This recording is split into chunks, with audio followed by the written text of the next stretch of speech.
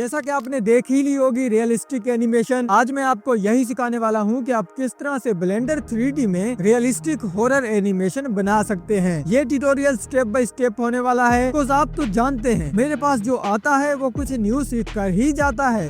Thanks.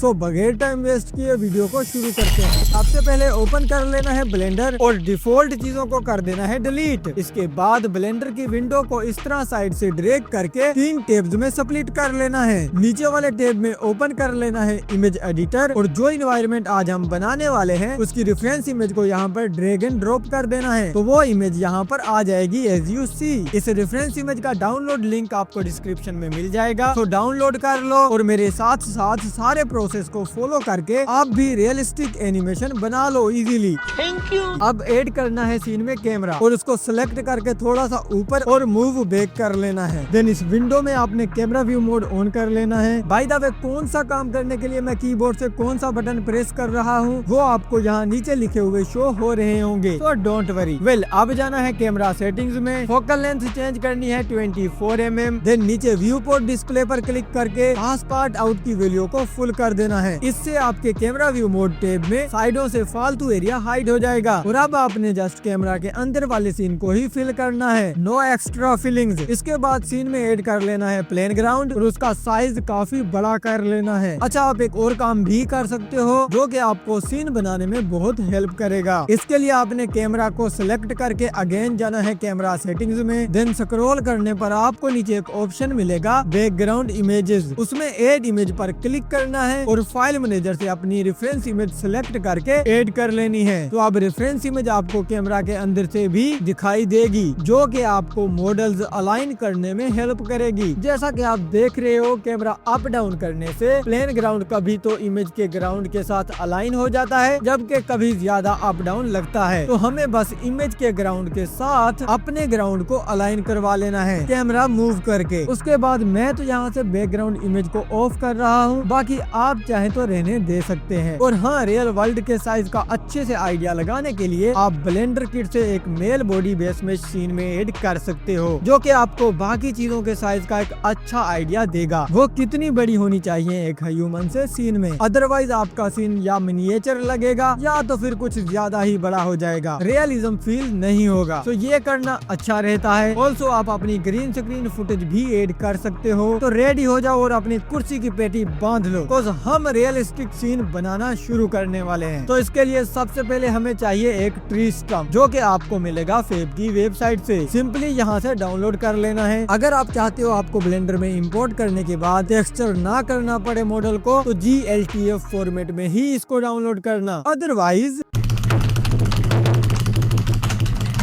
उसके बाद इसको ब्लेंडर में इंपोर्ट करके कैमरा के सामने ले आना है। और हाँ, मैंने ये फेब से डाउनलोड नहीं किया, ये मेरे पास एक अपना 3D मॉडल है, बट आपके लिए मैंने बता दिया आप ऐसा कहाँ से डाउनलोड कर सकते हो। सीन तो वैसा ही मजा देगा, चाहे यहाँ पर कैसा भी ट्री स्टम्प क्यों ना हो, उसको अच्छा बनाना हमारा काम है। जैसा कि ये भी रेफरेंस इमेज के जैसा नहीं लग रहा, बट देखना आप ये उससे भी अच्छा लगना शुरू हो जाएगा। Why you fear when I am here? Well, size बड़ा करके इसको कैमरा के सामने बिल्कुल क्लोज कुछ इस तरह से लगा देना है। इसके बाद डाउनलोड करना है स्केचफेब से ये वाला stylised Victorian fans 3D model and blender में ले आना है। देन इसकी दोनों साइड से एक्स्ट्रा डिजाइन को डिलीट कर देना है, बिकॉज़ हमें सिर्फ इतना ही चाहिए। और मैं इन गेट्स का साइज ह्यूमन से थोड़ा बड़ा रख रहा हूँ। उसके बाद टॉप व्यू मोड में देखते हुए सीन में गेट्स को कुछ इस तरह से सामने वाले ट्री के पास ले आना है। और आई थिंक एक साइड वाला गेट थोड़ा पीछे है दूसरे वाले से, कुछ इस तरह से। एंड देन इनको सिलेक्ट करके रेफरेंस इमेज के जैसे ही रोटेट कर देना है। एक को आगे की तरफ लाइक ओपन होता हुआ दिखाना है, जबकि दूसरे को थोड़ा सा क्लोज। परफेक्ट, ऐसा ही तो चाहिए था हमें। ये सेट कर लेने के बाद अगेन जाना है फेब की वेबसाइट पर और वहां से डाउनलोड कर लेना है Japanese stone wall 3D model. Well, इसको हमने लगा देना है राइट गेट के साथ। इसका साइज थोड़ा छोटा होगा, तो डुप्लीकेट करके इसको एक दूसरे के ऊपर लगा देना है, समथिंग लाइक दिस। और हाँ, Shift+D से नहीं करना डुप्लीकेट, Alt+D से करना है। इससे आपके पीछे पर ज्यादा लोड नहीं पड़ेगा। It's looking nice. इसको गेट से थोड़ा दूर रखना है, कुछ हमें गेट के पास कुछ और डिजाइन भी चाहिए, जो कि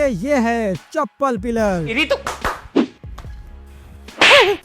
यार मम्मी इतने चप्पल ला कहां से रही रही हो यार। तो इससे अब हमने फिल करना है जापानीज वॉल और गेट के मिड का गैप, जो कि बहुत ही अच्छा लग रहा है दिखने में। और हाँ, दूसरी साइड वाले गेट के साथ वही सिंपल पिलर ही रहने देना है जो कि गेट के साथ आया था। अब आप बोलोगे ये तो परफेक्ट नहीं लगेगा, तो भैया रियल वर्ल्ड में कौन सा चीजें परफेक्ट होती हैं? साली एक प्रॉब्लम सोल्व करो तो दूसरी आ जाती है।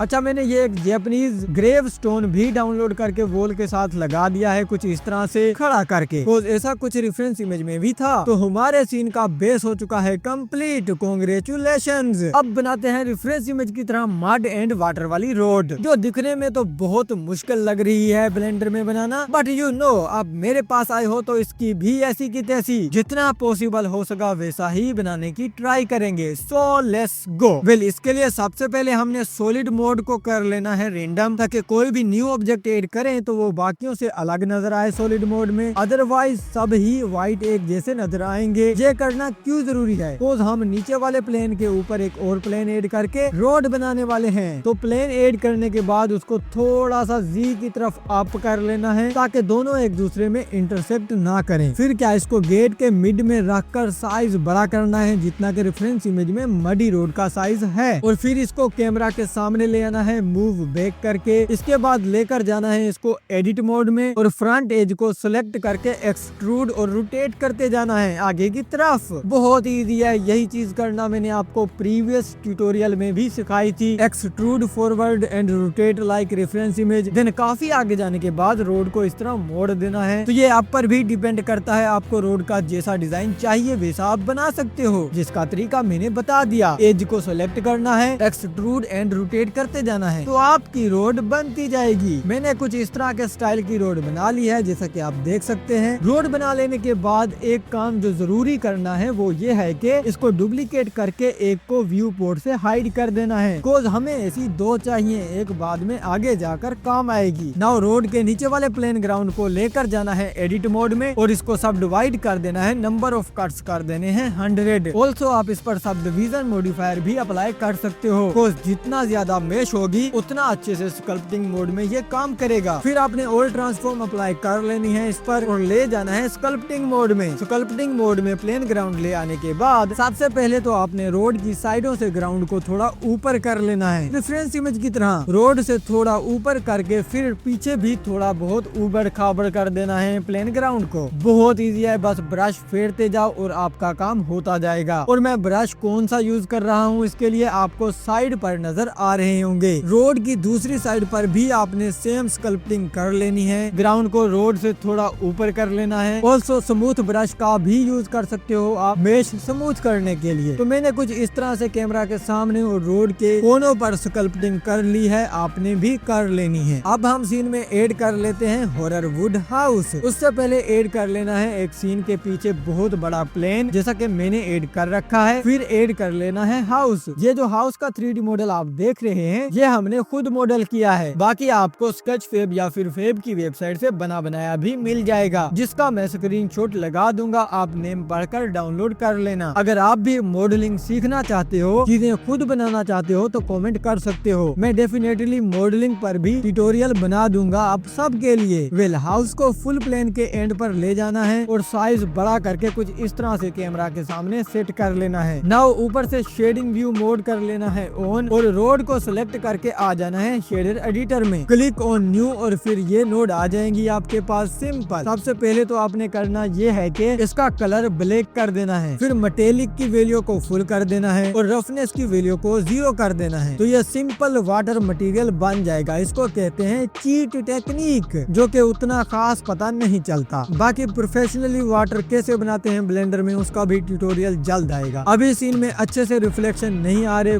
कोई भी स्काई या लाइट वगैरह हमने ऐड नहीं कर रखी। तो इसके लिए हमने जाना है ब्लेंडर किट HDRI सेक्शन में और सर्च करना है क्लाउडी। तो आपके पास ये वाला नाइट HDRI आ जाएगा जैसा कि हमें चाहिए था। Simple click download and add in scene. Wow, बहुत ही अच्छा लग रहा है ये तो। और मजे की बात ये है भी 360 कैमरा को जिस तरफ भी रोटेट करवा लो हर साइड से नजर आएगा। अदरवाइज स्काई इमेज तो सिर्फ फ्रंट को ही कवर करती है। अभी हमने हाउस को थोड़ा क्लोज लेकर आना है रोड के, ताकि जैसा रेफरेंस इमेज में हाउस का रिफ्लेक्शन आ रहा है, लाइट आ रही है पानी में, वैसे ही हमारे सीन में भी आए। अब ठीक लग रहा है। और हाँ, आप शेडर एडिटर में जो सिंपल वाटर शेडर हमने बनाया था उसमें एक और ऑप्शन मिलेगा ट्रांसमिशन का, उसकी वैल्यू कम ज्यादा करके देख लेना और अच्छा रिजल्ट आएगा। Black water is ready. अगर आप स्काई का कलर चेंज करना चाहते हैं लाइक ब्लूइश टाइप जैसा कि रेफरेंस इमेज में है, तो आपने जाना है शेडर एडिटर में और यहाँ ऑब्जेक्ट से कर लेना है वर्ल्ड शेडर सेटिंग। यहाँ आपका HDRI आपको नजर आ जाएगा। यहाँ आपने ऐड करनी है मिक्स कलर नोड HDRI और बैकग्राउंड के मिड में कनेक्ट करवा देनी है कुछ इस तरह से। मिक्स से कन्वर्ट कर देना है इसको मल्टीप्लाई में और कलर बी में वो वाला कलर सेलेक्ट कर लेना है जिस कलर का स्काई चाहिए आपको। जैसा कि मैं यहाँ पर ब्लू कर रहा हूँ तो आप देख सकते हैं ये वैसा कलर ही बन रहा है HDRI स्काई का। ऑल्सो फैक्टर वैल्यू को 1 कर देना है और आपका प्यारा सा स्काई कलर चेंज हो जाएगा। मुझे ज्यादा ब्लू नहीं चाहिए तो मैं इसको सियान टाइप कर लेता हूँ कुछ इस तरह का। It's good. अब एक और काम कर लेते हैं, लाइक रोड के नीचे वाले मेश हमारे काम का नहीं तो इसको डिलीट कर देते हैं। रोड को एक बार फिर डुप्लीकेट कर लेना है, मतलब तीसरी बार, और एक को फिर से हाइड कर लेना है और जो पीछे रह गई उसको लेकर जाना है एडिट मोड में। फिर इसको साइडों से थोड़ी थोड़ी बड़ी कर लेनी है जितना आप कट लगाना चाहते हो नीचे वाले प्लेन ग्राउंड में, और फिर नीचे की तरफ कुछ ऐसे एक्सट्रूड भी कर देना है। अगर ये प्लेन ग्राउंड में इंटरसेक्ट नहीं होगी तो सही से कट भी नहीं करेगी। तो कुछ इस तरह बना लेने के बाद आ जाना है ऑब्जेक्ट मोड में। विजिबिलिटी इसकी कर देनी है वायर ताकि आप देख पाओ क्या हो रहा है इसके अंदर। फिर प्लेन ग्राउंड को सिलेक्ट करके चले जाना है मॉडिफायर में और बुलियन मॉडिफायर अप्लाई कर देना है इस पर। ऑब्जेक्ट चूज करना है आपने वो वाली रोड, और हाँ, रोड पर ऑल ट्रांसफॉर्म भी अप्लाई कर लेने हैं। तो थोड़ा टाइम लगेगा कोज मेश बहुत ही ज्यादा है सीन में, ब्लेंडर कैलकुलेट करेगा और कुछ ही टाइम के बाद आपके पास ऐसा स्मूथ रोड कट लग कर आ जाएगा। अब क्या, मॉडिफायर कर देना है अप्लाई और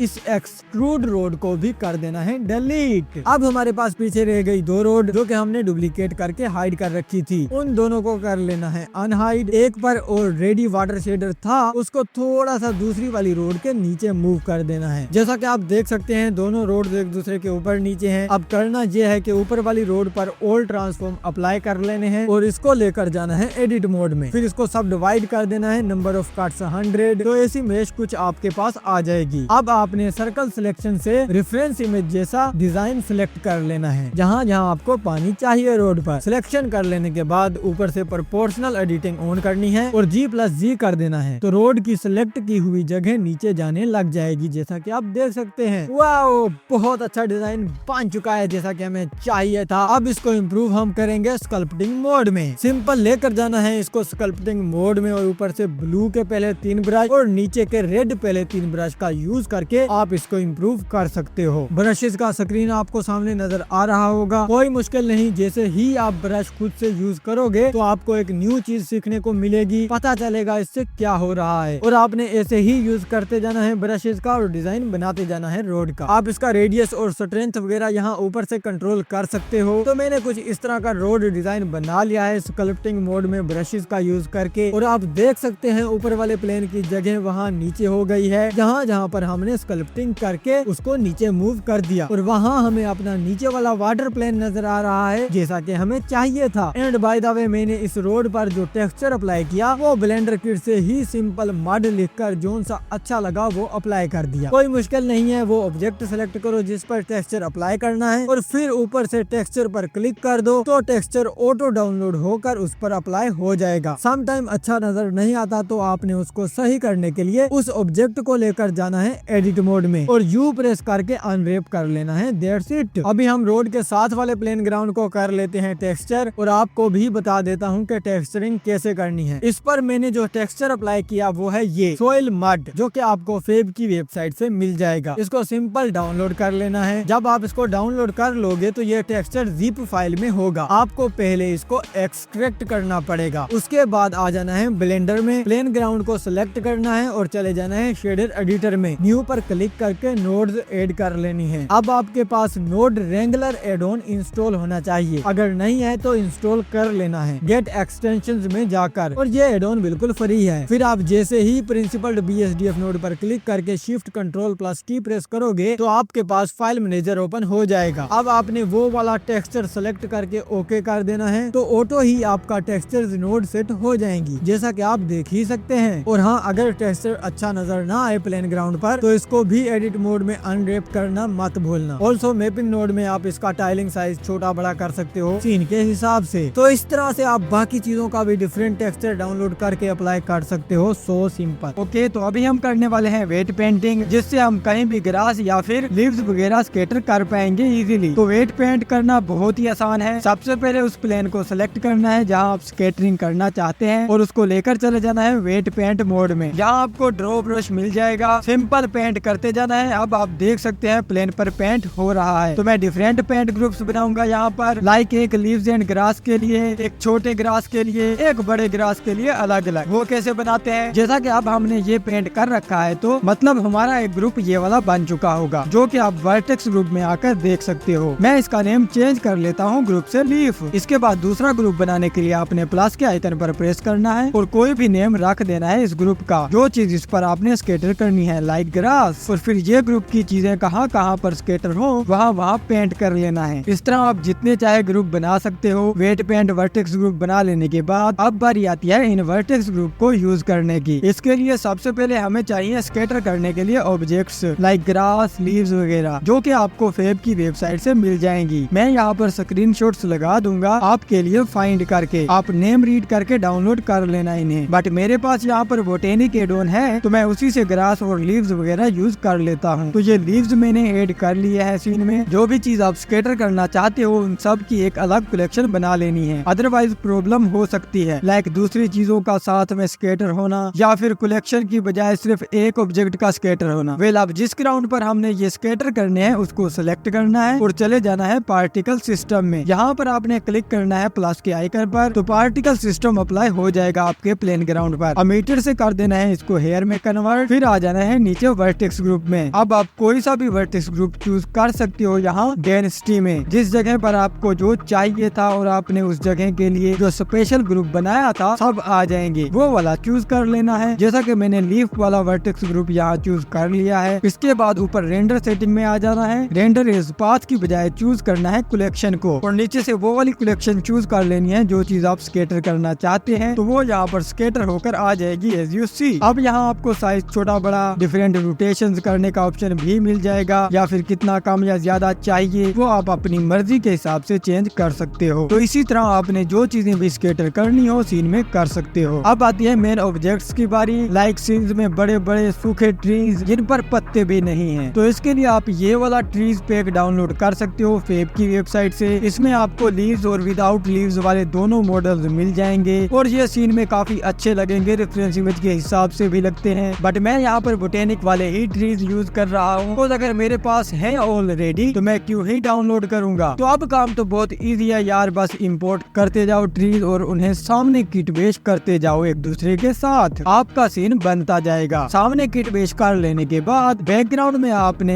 एक प्लेन पर इन्हीं सब सामने वाले ट्रीज को स्केटर कर लेना है और फिर उस प्लेन को Alt+D से डुप्लीकेट करके घर की चारों साइडों पर लगा देना है। दैट्स इट मैन, आपका सीन रेडी हो जाएगा। स्केटर का तरीका मैं ऑलरेडी बता चुका हूँ और वेट पेंटिंग का भी, तो अब आपको मुश्किल नहीं होनी चाहिए। अब आते हैं सीन के मेन पार्ट पर, जो क्या है फर्स्ट पर्सन कैमरा एनिमेशन। ये बनाना भी बहुत ही इजी है। आप अपने सीन में ऐसी कैमरा एनिमेशन करके सामने वाले को थोड़ा रियल और ऐसा फील करवा सकते हो जैसा कि एक इंसान चल रहा है और देखने वाला उसकी आंखों के पर्सपेक्टिव से सीन को सामने से देख रहा है। इसके लिए सबसे पहले आपने ऐड कर लेनी है बेजियर कर्व, फिर ऊपर से इसके नॉर्मल्स को ऑन करके देख लेना है कि बेजियर कर्व की डायरेक्शन के एरोज किस तरफ जा रहे हैं। कुछ हमें आगे की तरफ जाते हुए चाहिए तो उस हिसाब से रोटेशन देंगे। ओके, तो कुछ इस तरह घर की तरफ कर्व को रोटेशन देने के बाद आपने आगे से कर्व को एक्सट्रूड एंड रोटेट करते जाना है रोड के हिसाब से। कुछ कैमरा इसी कर्व को फॉलो करेगा, तो अच्छे से कर्व पाथ बना लेना है। अच्छे से कर्व पाथ बना लेने के बाद आ जाना है ऑब्जेक्ट मोड में, फिर कैमरा को सिलेक्ट करना है और चले जाना है ऑब्जेक्ट कंस्ट्रेंट्स में। यहाँ से आपने सिलेक्ट करना है फॉलो पाथ, ऑब्जेक्ट वही कर्व चूज कर लेनी है अभी जो हमने ऐड करके एडिट की थी। तो हो सकता है आपका भी कैमरा ऐसे दूर चला जाए, तो आपने सबसे पहले कंस्ट्रेंट में से एक्सिस चेंज करके देखने हैं, या फिर आप मैन्युअली कैमरा को पकड़ कर भी कर्व के साथ अलाइन कर सकते हो। और हाँ, ऑल्सो फॉलो कर्व पर टिक करने से भी ये प्रॉब्लम सोल्व हो सकती है और आपने ये लाजमी से करना है। अगर फिर भी कैमरा दूर हो तो खुद से अलाइन कर लेना है मूव एंड रोटेट करके। और एक बात का ख्याल ख्याल रखना है कि फॉरवर्ड एक्सेस वही चूज करना है जिस तरफ कैमरा ने मूव करना है। गलत एक्सेस चूज करोगे तो कैमरा वहीं स्टक खड़ा रहेगा या गलत डायरेक्शन की तरफ जाएगा। अब आपने ऑफसेट फैक्टर की वैल्यू से इसको एनिमेट कर लेना है। लाइक पहले ऑफसेट वैल्यू को 0 करना है स्टार्टिंग फ्रेम में और आई प्रेस करके एक की फ्रेम लगा देना है। फिर जितने फ्रेम तक आपको जहाँ तक एनिमेशन चाहिए टाइमलाइन को उतनी फ्रेम पर ले जाना है पहले, और फिर फैक्टर वैल्यू को भी बढ़ाना है तो कैमरा आगे की तरफ मूव करना शुरू हो जाएगा। फिर जहाँ तक एनिमेशन चाहिए वहाँ तक पहुँच जाने के बाद की फ्रेम लगा देना है और दोनों की फ्रेम को सिलेक्ट करके टी प्रेस करके लीनियर कर देना है तो आपकी एनिमेशन बन जाएगी। अब इसमें ऐड करना है वोक एनिमेशन जैसी शेकिंग। तो इसके लिए एक एड ऑन आता है शेकिफाई, जिसका लिंक आपको डिस्क्रिप्शन में मिल जाएगा, वो डाउनलोड करके इंस्टॉल कर लेना है। फिर जाना है कैमरा सेटिंग्स में, यहाँ आपको नीचे ही इस एड ऑन के ऑप्शन मिल जाएंगे। आपने प्लस के आइकन पर क्लिक करके कैमरा पर इसको अप्लाई कर लेना है और नीचे से शेक कैटेगरी चूज कर लेनी है वोक टू स्टोर। तो आपके भी कैमरा में रियलिस्टिक वोक एनिमेशन शेक एड हो जाएगा, जैसा कि आप देख ही सकते हैं। अभी आता है सीन में फाइनल टच, जो के सीन को 0 से हीरो बनाने में काफी हेल्प करता है, वो है वॉल्यूमेट्रिक फोग। सो वॉल्यूमेट्रिक फोग ऐड करने के लिए आपने सीन में ऐड करना है एक क्यूब और इसको इतना बड़ा कर लेना है कि सारा सीन इसके अंदर आ जाए। फिर आपने इसको सेलेक्ट करके चले जाना है शेडर एडिटर में, न्यू पर क्लिक करना है, प्रिंसिपल्ड BSDF नोड को कर देना है डिलीट और ऐड करनी है प्रिंसिपल्ड वॉल्यूम नोड, जिसको कनेक्ट करवा देनी है वॉल्यूम से। अब इसकी डेंसिटी वैल्यू चेंज करनी है 0.001 और अनिसोट्रोफी वैल्यू चेंज करनी है अराउंड 0.8। तो आपके सीन में वॉल्यूमेट्रिक फोग आ जाएगा। मैंने बाकी चीजें सीन में हाइड कर रखी हैं कोज वरना ब्लेंडर क्रैश हो जाता। आप भी जिस चीज पर काम कर रहे हो सिर्फ उसी चीज को शो रखा करो, बाकी ऑब्जेक्ट को हाइड कर दिया करो सीन में, इससे आपके ब्लेंडर का व्यू पोर्ट लैग नहीं करेगा। तो ये था आज का वीडियो। कमेंट में बताना आपको कैसा लगा और नेक्स्ट वीडियो में किस इन्वायरमेंट को रिक्रिएट किया जाए वो भी आप बता सकते हो। Now you enjoy the final result.